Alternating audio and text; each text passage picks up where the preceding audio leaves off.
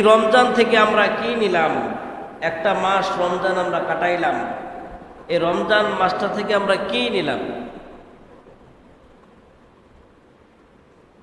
এই রমজান মাস থেকে যদি একটা গুনাহ যদি আমার জীবনে যদি কম করে থাকি,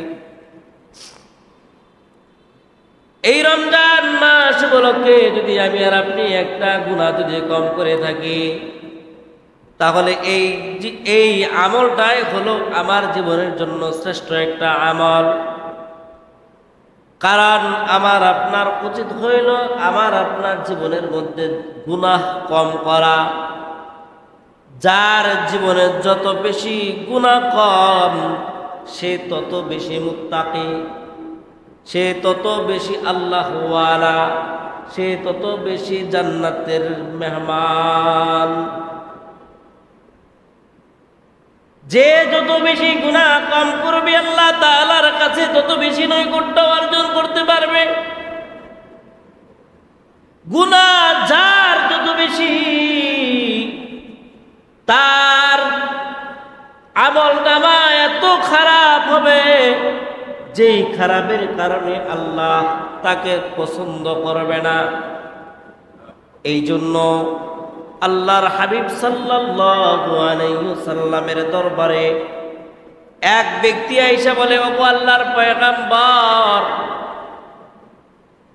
আমার জীবনে এমন কোনো গুনাহ নাই, এমন কোনো পাপ নাই, এমন কোনো গুনাহ নাই যে গুনাহ আমি ওদর গুনাহগার দ্বারা হয় নাই। ছোট থেকে নিয়ে সব ধরনের গুনাহ আমি করেছি। ওগো আল্লাহর পয়গম্বর, আমি সব গুনাহগুলো থেকে বিরত থাকতে চাই, আর গুনাহ করতে চাই না। কিন্তু আমাকে যদি আপনি সবগুলো গুনাহ একেবারে যদি আমাকে করতে না করেন, তাহলে আমি পারবো না। আমাকে এমন একটা গুনাহ বাদ দিতে বলেন, যেই গুনাহটা বাদ দিলে আমি আস্তে আস্তে আস্তে আস্তে করে সব গুনাহ বাদ দিতে পারবো। একটা একটা করে গুনাহ বাদ দিব, একটা একটা করে গুনাহ বাদ দিয়ে আমি সামনে যতগুলো গুনাহ আছে সবগুলো গুনাহ থেকে আমি বিরত থাকব। কথা বুঝতেছেন? কথা বুঝেন?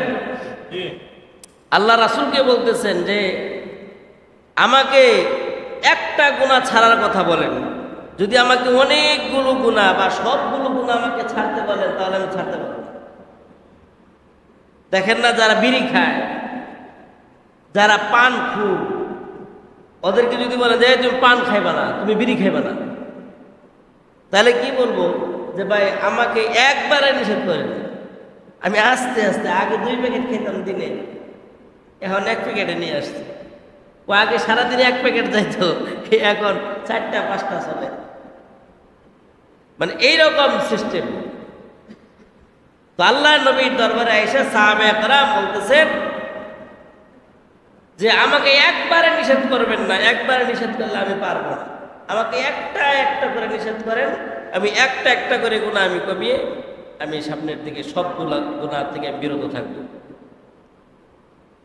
আল্লাহর পয়গম্বর ডাক দিয়ে বলেন, ও সাহাবী আমার, তাহলে তুমি একটা গুনাহ ছাড়ো। এই গুনাহটার নাম হলো মিথ্যা কথা। দুনিয়ার মানুষের দিকে তাকাইয়া দেখেন, আমার ঘর থেকে নিয়ে বাহির পর্যন্ত, আমার ঘর থেকে নিয়ে সমাজ পর্যন্ত, আমার ঘর থেকে নিয়ে রাষ্ট্র পর্যন্ত মিথ্যা কথা কম চলে না বেশি চলে? বেশি বেশি। মিথ্যা কথা ছাড়া কারো বাত যেন হজমই হয় না। মিথ্যা কথা ছাড়া জানি কেউ জানি এক বেলা থেকে আরেক বেলা যাইতে পারে না। মিথ্যা কথা ছাড়া কোনো রাষ্ট্র চালাইতে পারে না। মিথ্যা কথা ছাড়া কোনো সমাজ চালাইতে পারে না। মিথ্যা কথা ছাড়া যেন কোনো ক্যাম্পাসে চলে না। আল্লাহর নবী বললেন, ও সাহাবী, যাও যাও যাও, তোমাকে একটা ওসিয়ত করে দিলাম, তুমি কোনো সময় মিথ্যা কথা বলবা না। আল্লাহর নবীর সাহাবী মহা খুশি, অনেক খুশি হয়ে গেলেন। আর বললেন আল্লাহর নবী এত সুন্দর একটা আমল দিলেন আমাকে, এত সহজ একটা আমল আমাকে দিলেন, আমি এই আমল অবশ্যই অবশ্যই 100 পালন করতে পারব। মিথ্যা কথা ছাড়া এত সহজ না, মিথ্যা কথা ছাড়া এত, মিথ্যা কথার উপরে কত ফতোয়া। জীবন বাঁচাইতে গেলে মিথ্যা কথা বলা জায়েজ, অমুক কাজ করতে গেলে মিথ্যা কথা বলা জায়েজ, তমুক কাজ করতে গেলে মিথ্যা কথা বলা জায়েজ। নিজে নিজে ফতোয়া দিয়ে অন্যায় করে মিথ্যা কথা জায়েজ বানাইয়া চলে যায়। ওই সাহাবী আল্লাহ নবীর দরবার থেকে খুশি মনে উঠে গেলেন। পরদিন ওই সাহাবী মদ খাওয়ার জন্য রেডি হয়ে গেলেন। আগের যে গুনাহগুলো করছে এই গুনার অভ্যাসগুলা যায় না।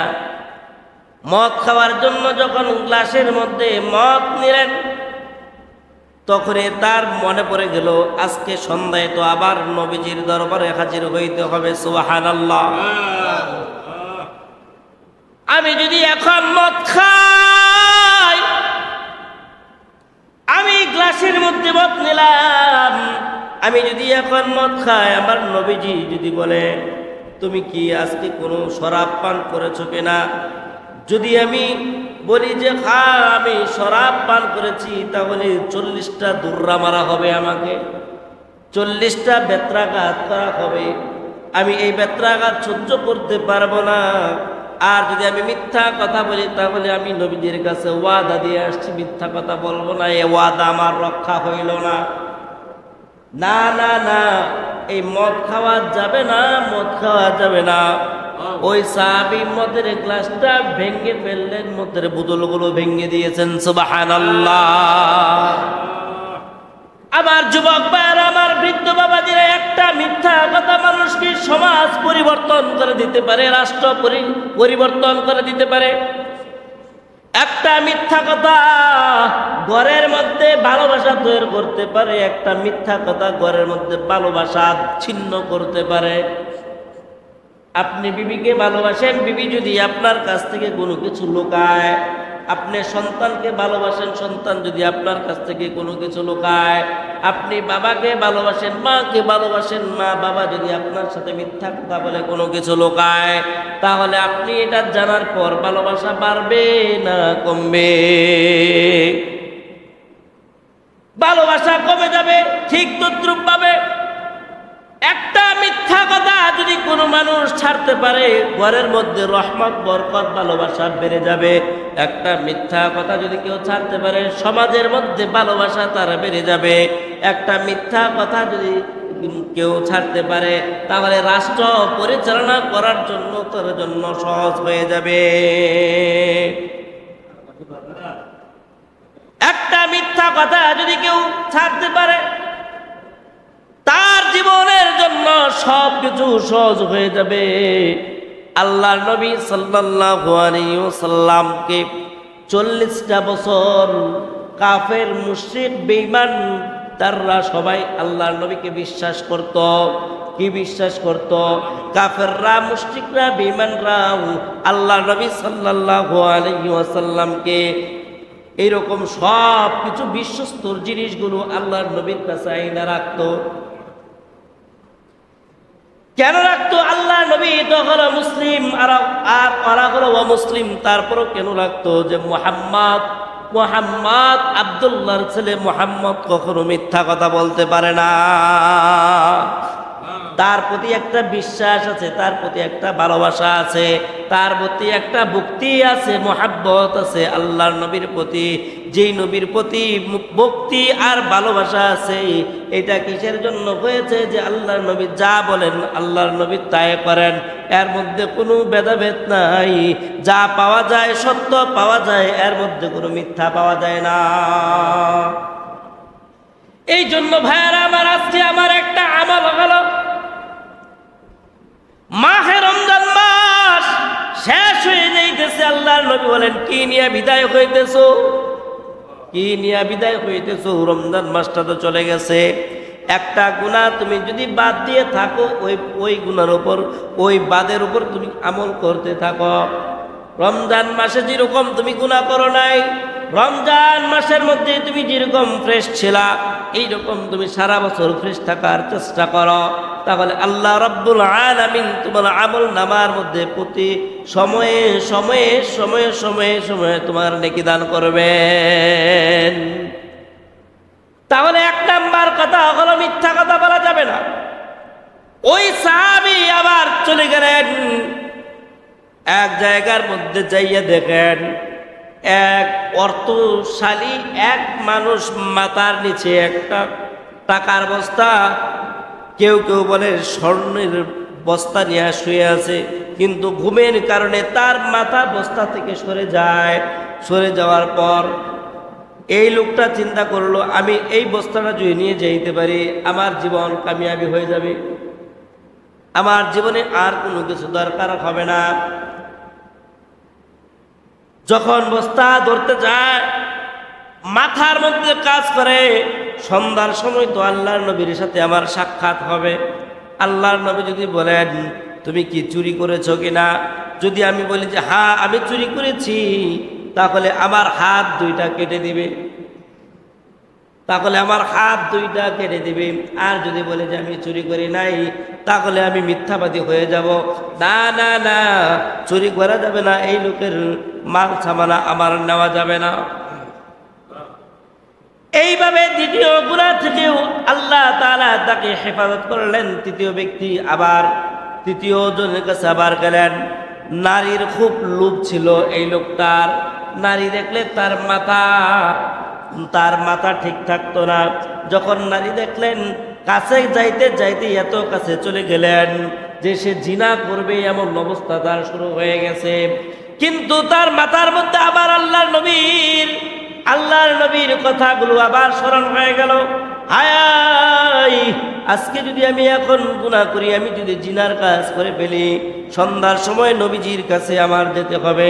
নবীজি যদি আমাকে জিজ্ঞাসা করেন যে তুমি কি জিনা করেছো নাকি, তখন যদি আমি বলি যে হ্যাঁ জিনা করেছি, তাহলে আমাকে পাথর মেরে মেরে রক্তাক্ত করে করে আমাকে মেরে ফেলা হবে। আর যদি বলি যে না আমি জিনা করি নাই, তাহলে আল্লাহর নবীর সাথে আমি ওয়াদা ভঙ্গ করলাম। আর এই ওয়াদা ভঙ্গ করার কারণে, আমি মুনাফিক হয়ে যাওয়ার কারণে, আল্লাহর নবীর সাথে আমি ওয়াদা ভঙ্গ করার কারণে আমি মুনাফিক হয়ে গেলাম। তাহলে আমার ঈমান আমল কোনো কিছুই রইল না, আল্লাহর নবীর সাথে আমার ওয়াদাও ঠিক রইল না। এইভাবে আল্লাহর নবীর সাহাবী গুনাহগুলো ছেড়ে দিলেন।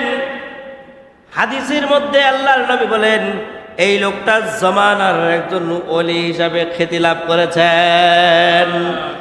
এই জন্য গুনাহ ছাড়া এই মিথ্যা কথা বলাটা সহজ না কঠিন? বড় কঠিন। মিথ্যা কথা বলা, এটা ছাড়াটা খুবই কঠিন একটা কাজ। যদিও শোনা যায় যে তুমি মিথ্যা কথা বলবা না, মিথ্যা বলবা না, বা মিথ্যা বললে আর কি হবে, অল্প অল্প একটু মিথ্যা কথা বললে আর কি হবে। না, মিথ্যা কথা বলা নিষেধ, মিথ্যা কথা বলা যাবে না। এই রমজান মাস থেকে আমরা একটা আমল, আমরা নবীজির এই একটা আমলই আমরা শিক্ষা গ্রহণ করি যে আমরা মিথ্যা কথা বলবো না, ইনশাল্লাহ। এ ভাই ইনশাল্লাহ, ইনশাল্লাহর আওয়াজ খুব খাটো, তার মানে ফতোয়া দিয়া কিছু কিছু মিথ্যা কথা বলা যাবে না, মিথ্যা কথা বলা যাবে না। আল্লাহর নবী নিষেধ করেছেন মিথ্যা কথা বলা যাবে না। এই একটা মাস আল্লাহ পাক রব্বুল আলামিন আমাদেরকে রহমতের ছায়াতলে ডেকে রাখছেন। আল্লাহ পাক রব্বুল আলামিন আমাদেরকে মাগফিরাতের একটা সামিয়ানার নিচে রাখছেন। আল্লাহ পাক রব্বুল আলামিন আমাদেরকে একটা নাজাতের সামিয়ানার নিচে রাখছেন। ফকি বিজ্ঞান উদাহরণ দেয়, কোনো মানুষ যদি অসুস্থ হয়, কোনো মানুষ যদি অসুস্থ হয়, তাহলে একটা মাস যদি সে হসপিটালে থাকে, 15 দিন যদি কেউ হসপিটালে থাকে, 1 সপ্তাহ যদি কেউ হসপিটালে থাকে, হসপিটাল থেকে যেই দিন মানুষটার রোগ ভালো হয়ে যায়, যেই দিন মানুষটাকে রিলিজ দিয়ে দেয়, ওই রিলিজের সাথে সাথে তাকে একটা প্রেসক্রিপশন করে দেয় কি দেয় না? এই কথা বলেন, দেয়? এক এক হাসপাতালে রোগীটা যখন ছাড়পত্র দিয়ে দেয় যে এখন বাসায় নিয়ে যেতে পারবেন, মোটামুটি সুস্থ আছে, তখন একটা প্রেসক্রিপশন দিয়ে দেয় কিনা যে এই প্রেসক্রিপশন অনুযায়ী তাকে ওষুধ খাওয়াবেন, এরকম বলে দেয় না? যে এই এই ওষুধগুলো এই এই এই সিস্টেমে খাবেন। এই রমজান মাস যাওয়ার পর আমাদেরকেও একটা প্রেসক্রিপশন দিয়ে দিছেন। এই একটা মাস আমরা রোজা রাখলাম, তারাবি পড়লাম, আমরা ইফতার করলাম, সেহরি খেলাম, তাহাজ্জুদের নামাজ আদায় করলাম, 5 ওয়াক্তের নামাজ আদায় করলাম। আল্লাহর বান্দা ফকিহ বিদ্বান বলেন এটা একটা মেসাল দিয়েছেন, উদাহরণ দিয়েছেন। উদাহরণটা কি? যে একটা মাস 15 দিন 7 দিন যদি কেউ হসপিটালের বেডের মধ্যে থাকে, তাহলে তাকে যখন রিলিজ দেওয়া হয় তখন তাকে একটা প্রেসক্রিপশন দিয়ে দেওয়া হয়। ঠিক তদ্রুপভাবে আল্লাহ পাক রব্বুল আলামিন আমাদেরকে একটা মাস রোজা রাখার পর আমাদেরকেও একটা প্রেসক্রিপশন, একটা রিলিজের একটা ছাড়পত্র, একটা কাগজ দিয়ে দিয়েছেন। এই ছাড়পত্রটাকে আল্লাহ রাব্বুল আলামিন কুরআনুল কারীমের মধ্যে বলেন, মান জাআ বিল হাসানাতি ফালাহু আশরু আমসালিহা। আল্লাহ রাব্বুল আলামিন বলেন এই রিলিজটার অর্থ হইল এই 30 রোজার পর আল্লাহ পাক আমাদেরকে একটা ঈদের দিন দিয়েছে, আনন্দের দিন। এই ঈদটা কারা করবে? যারা কষ্ট করেছে। এই ঈদটা কার জন্য? যারা সারা মাস কষ্ট করেছে, আল্লাহ পাক রব্বুল আলামিন এই দিনটা তাদেরকে দিয়েছেন। যারা সারা মাস রোজা রেখেছেন, আল্লাহর হুকুম নবীর তরিকা মেনে চলেছেন, আল্লাহ পাক রব্বুল আলামিন এই ঈদটা তাদের জন্য দিয়েছেন। এই ঈদের একদিন পর থেকেই, ঈদের দিন থেকেই শুরু হয়ে যায় শাওয়ালের মাস। কি মাস? জোরে বলেন, কি মাস? শাওয়াল মাস। কি মাস? শাওয়াল মাস। এই শাওয়াল মাসের 1 তারিখে হয় ঈদুল ফিতরের দিন। এর একদিন পর থেকে শুরু হয়ে যায় 6 রোজা। আমরা যেটা বুঝি, কয় রোজা? 6 রোজা। 6 রোজা। আল্লাহ রাব্বুল আলামিন বলেন যে যদি কেউ 6 রোজা করে তাহলে একটা আমল করলে আল্লাহ পাক রব্বুল আলামিন 30 গুণ সওয়াব দান করেন। কয় গুণ? 30 গুণ সওয়াব দান করেন। একটা আমল করলে আল্লাহ পাক রব্বুল আলামিন 30 গুণ সওয়াব দান করেন। তাহলে 6টা রোজা যদি আমরা রাখি তাহলে কি পরিমাণ হইল?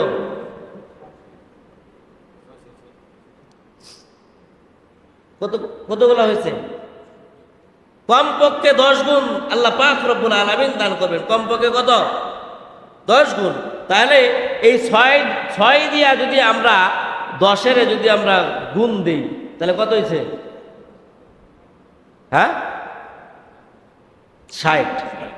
কয়টা হয়েছে? 60। আর আমাদের এই 365 দিনের মধ্যে 5 দিন রোজা রাখা হারাম। 5 দিন রোজা রাখা হারাম। 5 দিন রোজা রাখা হারাম। ঈদুল ফিতরের দিন, ঈদুল আজহারের দিন। ঈদুল আজহারের তারপরের 3 দিন। কয়দিন হয়েছে? 5 দিন। বাকি থাকে কয়দিন? কয় না রে, কয়দিন? 300 দিন, 360 দিন বাকি থাকে। কয়দিন? 360 দিন। 365 দিনে যদি আমাদের বছর হয়, 365 দিনে যদি আমাদের কি হয়? বছর হয়, তাহলে 365 দিনে বছর হইলে 5 দিন রোজা রাখা হারাম। ঈদুল ফিতরের দিন, ঈদুল আজহারের দিন, ঈদুল আজহারের তারপরের 3 দিন রোজা রাখা হারাম। এই 5 দিন রোজা রাখা যাবে না। এই 5 দিন রোজা রাখা যাবে না। বাকি থাকে আর কয়দিন? 360 দিন। আল্লাহর নবী বলেন, যে ব্যক্তি 30টা রোজা রাখলো, 30 রে যদি আমরা 10 দিয়ে গুণ দেই তাহলে আমাদের কত হয়ে যায়? 300 হয়ে যায়। আর 10 রে যদি আমরা 6 দিয়ে গুণ দেই 60 হয়ে যায়। আল্লাহর নবী বলেন, 30টা রোজা রাখার পর যদি কেউ আবার এই 6টা রোজা রাখে, এই 36টা রোজা রাখলে আল্লাহ পাক রব্বুল আলামিন সারা বছর রোজা রাখার সওয়াব তার আমলনামার মধ্যে দিয়ে দেয়। আরো জোরে বলেন সুবহানাল্লাহ। 30টা রোজা রাখার পর যদি কেউ আবার 6টা রোজা যদি কেউ রাখে, এই 30 আর 6 36টা রোজা রাখার পর আল্লাহর নবী বলেন, তাহলে যে ব্যক্তি 36টা রোজা রাখলো সে যেন এই 360 দিন রোজা রাখা অবস্থায় থাকলো। এখন বলেন তো দেখি, যদি এই অবস্থায় যদি আমাদের মৃত্যু হয়ে যায় তাহলে আমরা কি রোজা অবস্থায় মৃত্যুবরণ করলাম কি করলাম না?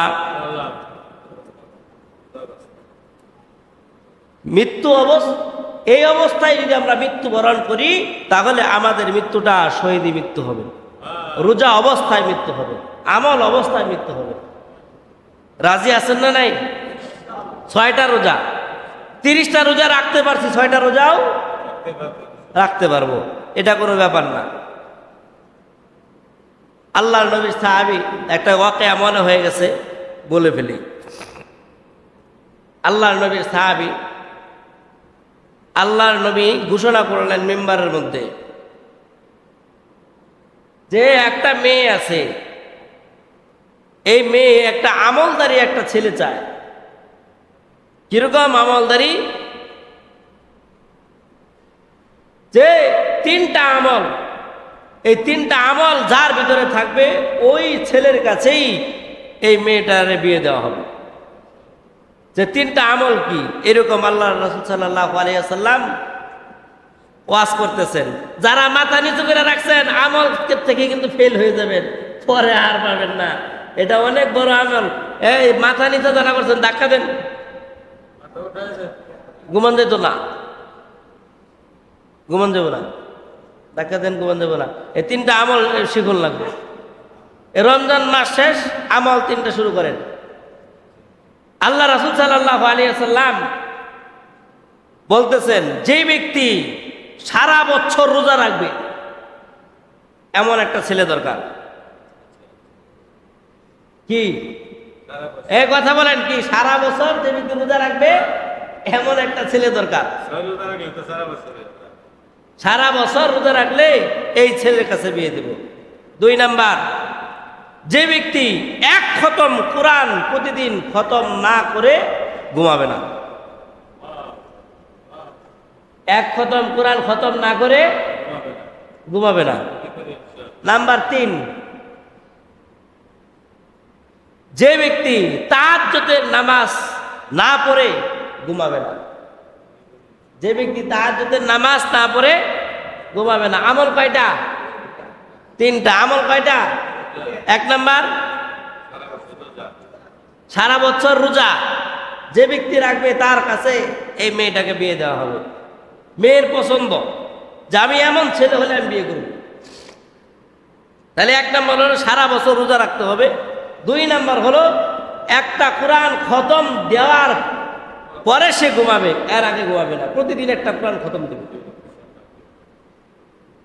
3 নাম্বার হলো তাহাজ্জুদ না পড়ে সে ঘুমাবে না। এখন বলেন, আমাদের অঞ্চলে এমন লোক আছে? হ্যাঁ আছে? যাক আলহামদুলিল্লাহ, পাওয়া গেছে। আল্লাহ কবুল করুন, সকলে বলেন আমিন। তাহলে এই লোকটা কে এটা শুনেন। আল্লাহর রাসূল সাল্লাল্লাহু আলাইহি ওয়াসাল্লাম যখন সাহাবীদেরকে বললেন যে তোমাদের মধ্যে কে রাজি আছো, এক সাহাবী হাত উঠাইছেন যে আমি রাজি আছি। হ্যাঁ, এখন রাজি হয়ে গেছে যে সে আছে। এখন এই বান্দার সাথে ওই বান্দির বিবাহ দিয়ে দিছে। বান্দার সাথে বান্দির বিবাহ দিয়ে দিছে। বিবাহ দেওয়ার পরে সে সারা রাত করে ঘুমায়, সারা রাত করে ঘুমায়, এশার নামাজ পড়ছে, ফজরের নামাজ পড়ছে, সারা রাত ঘুমাইছে। এখন বউ তো আশায় যে সে তো তাহাজ্জুদের নামাজ পড়বে, ইবাদত করবে, এটা তো কোনো কিছু দেখা যায় না।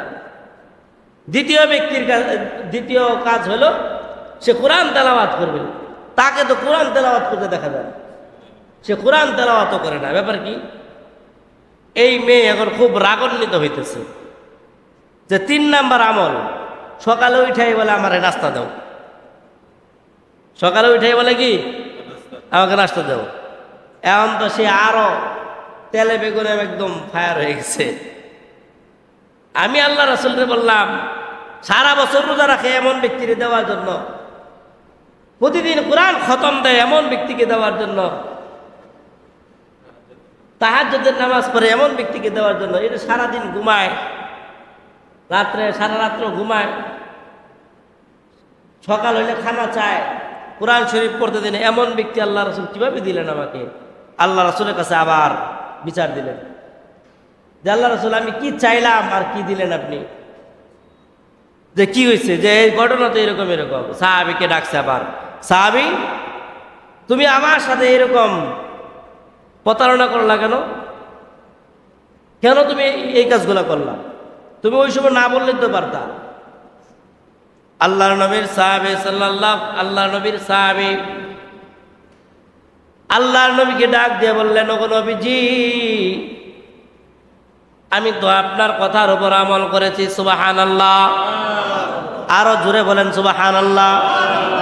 আল্লাহর নবীকে সাহাবী বললেন, ওগো নবীজি আমি তো আপনার কথার উপর আমল করেছি, তাহলে কি আপনার কথা বল যে কি আমল করেছ? আল্লাহর নবী সাল্লাল্লাহু আলাইহি ওয়াসাল্লামকে সাহাবী বললেন, ওগো নবীজি আপনি বলেছেন 30টা রোজা রাখার পর যদি কেউ 6টা রোজা রাখে, 6টা রোজা রাখলে সারা বছর রোজা রাখার সওয়াব পাওয়া যায়। তাহলে তো আমি 30টা রোজা রাখলাম, 30টা রোজা রাখার পর আমি আবার 6টা রোজা রাখলাম, তাহলে কি আমার সারা বছরের রোজা রাখা হয় না? আমি কি সারা বছর রোজা রাখতেছি না? আল্লাহর নবী কয়, আরে সাহাবী এত ব্রেন এত টেকনিক খাটাইলি রে সাহাবী। ওই মহিলা ওই মেয়েটাও আজীব হয়ে গেল। আচ্ছা ঠিক আছে, এটা না হয় সে কাটায় দিল সামনে। আল্লাহর নবী সে তো কোরআন তেলাওয়াত করে না। আল্লাহর নবী কি বললেন, সে তো কোরআন তেলাওয়াত করে না। সাহাবী তুমি কোরআন তেলাওয়াত করো না, তাহলে খতম দাও কিভাবে? আল্লাহর নবীর সাহাবী বলেন, ওগো নবীজি আপনি তো বলেছেন আউযু বিল্লাহি মিনাশ শাইতানির রাজিম বিসমিল্লাহির রহমানির রহিম কুল হুয়াল্লাহু আহাদ আল্লাহু। কোথায়? ওই মেয়েটাও আজীব হয়ে গেল, আর কোনো কথা বলে না। তৃতীয় কাজ হলো এবার মেয়ে বলতেছে, আল্লাহর নবী তাহলে আমাকে বলতে বলেন যে সারা রাত্র ঘুমায়, তাহলে সে তাহাজ্জুদের নামাজ পড়ে কোন সময়? আল্লাহর নবী সাহাবীকে ডাক দিয়ে বললেন, ওগো সাহাবী তুমি রাত্রিবেলা ঘুমাও, তাহলে তুমি তাহাজ্জুদের নামাজটা পড়ো কখন? আল্লাহর নবীকে সাহাবী উত্তর দেয়, নবীজি আপনি তো বললেন যদি কোনো মানুষ এশারের নামাজ আদায় করে, জামাতের সাথে আদায় করে, বা কোনো প্রয়োজন হয়ে গেলে একাকিত্বভাবেও যদি সে আদায় করে, আর সে যদি অজু অবস্থায় সে যদি ঘুমায়া যায়, আবার ওইটা যদি ফজরের নামাজ সে আদায় করে, ঘুমায় গেলে তো অজু ভেঙে যায়। ঘুমায় গেলে কি অজু ভেঙে যায়। তো ঘুম থেকে ওইটা আবার অজু কইরা আবার যখন ফজরের নামাজ আদায় করে, তাহলে আপনি বলছেন সারা রাত্র দাঁড়াইয়া দাঁড়াইয়া তাহাজ্জুদের নামাজ আদায় করলে যেই পরিমাণ সওয়াব হয়তো সেই পরিমাণ সওয়াব আমলনামার মধ্যে দিয়ে দেয়। ওগো আল্লাহর নবী তাহলে আপনি বলেন আমি কি সারা রাত্র তাহাজ্জুদের নামাজ আদায় করি না? আল্লাহর নবী বলেন যে হ্যাঁ, তুমি সারা রাত্র তাহাজ্জুদের নামাজ আদায় করো, তুমি প্রতিদিন একটা কোরআন খতম দিয়াও তুমি ঘুমাও, তুমি সারা বছর রোজা অবস্থায়ও তুমি থাকো, তাহলে বলেন তো দেখি আমলটা সহজ না কঠিন? সূরা ইখলাস পারে না এমন কোন লোক আমাদের এখানে আছে কিনা? কেউ নাই, কেউ নাই। আমরা যদি চেষ্টা করি তাহলে প্রতিদিন সূরা ইখলাস 3 বার আমরা তেলাওয়াত করতে পারি। 3 বার ইখলাস তেলাওয়াত করার পর আমরা বলবো আল্লাহ তোমার হাবিব বলেছেন সূরা ইখলাস 3 বার তেলাওয়াত করলে একটা কোরআন খতম করার সওয়াব পাওয়া যায়। আল্লাহ এই আমলের মধ্যে আছি। 30টা রোজা রাখলাম, 30টা রোজা রাখার পর আমি আবার 6টা রোজা রাখবো ইনশাআল্লাহ। একটু তাকা দেন তো, একটু পিছনে তাকান তাকান দেন, এত বড় সওয়াব তারপরেও রাজি হয় না 6টা রোজা রাখবে।